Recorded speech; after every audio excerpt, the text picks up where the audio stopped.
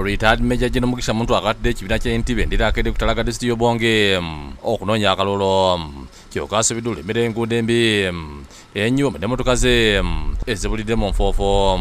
Olukuŋŋaana olusoose mu disitulikiti y'Obongi gy'era omuntu alukubye ku kyalo ndirindiri ng'era alabudde abatuuze okwejjako ababaka ba Paalamenti baayise abaluvu abeetundu okuyisaawo ebiteeso ebinyigiriza abantu ba bulijjo ne batafaayo ku bizibu ebibanyiga. Those who are coming from one side who need these minerals don't give Uganda shillings, they give cash in dollars.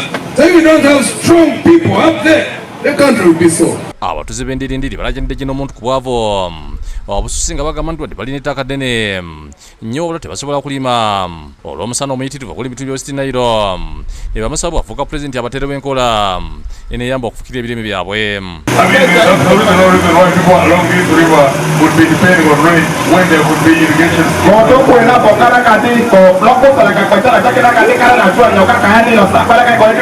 Mu ngeri mu abantu b'endirindiri balajjanidde gino omuntu ku banoonyiboobubudamu abatirivu mu kitundu kyabwe nga bagamba ettaka lyonna bali batutteeko kati bakyalina bali birali bamusaba abakolera ku kizibu ky'abanoonyiboobubudamu abo. But the population of the refugees are twice more than us who are host.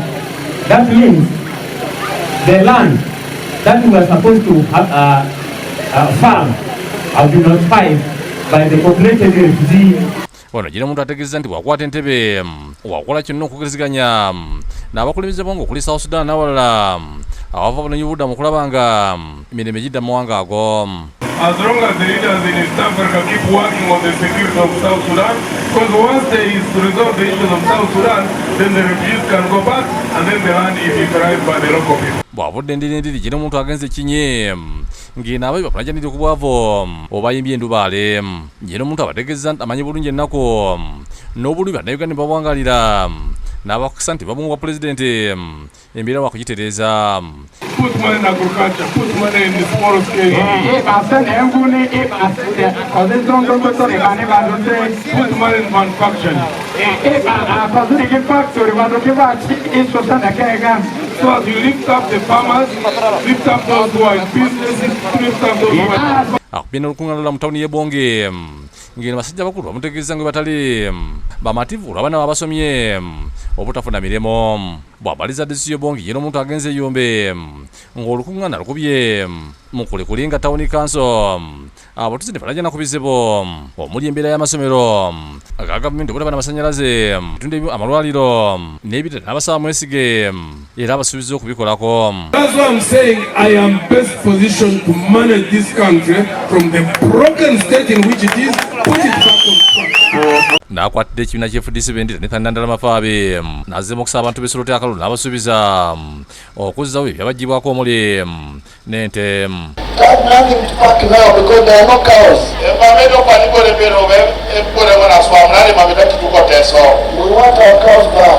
Atandikidde mu Tubulu Town Council wakubye olukuŋŋaana ng'aniziddwa bali kibiina kya FDC abakulembeddwamu pulezidenti w'ekibiina kino Engineer Patrick Oboya Mulyate.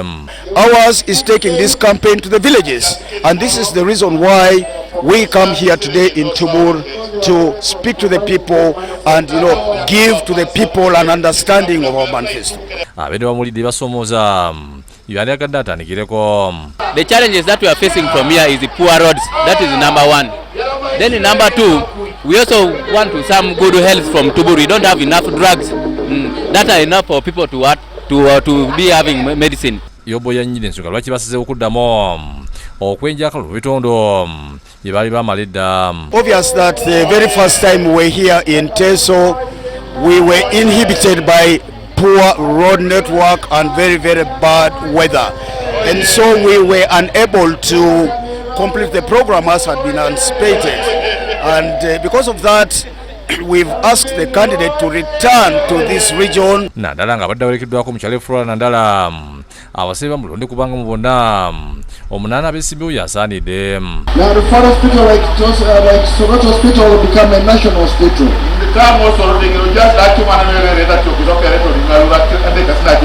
You don't need to go to Malago, you'll get everything here. Luvanala yongedde mu bitundu by'essomero ebyenjawulo okubadde olerayi oyama ng'obwedde agenda yimirira katono ng'abasaba akalulu. Oluvudde Soroti agenze ne Katakwe omwana alukubyeko gyo mu primary school ng'abendo bamusabibwa abeera ayisemu abakolere bwe banyiga n'ababuuliddwa kiyagwanidde okulondebwa. We want our children to go to school and get education. And they will get teachers there to teach them. James Magala ne Andi Chaze bakusakidde eggulu eno pa Bukedde TV.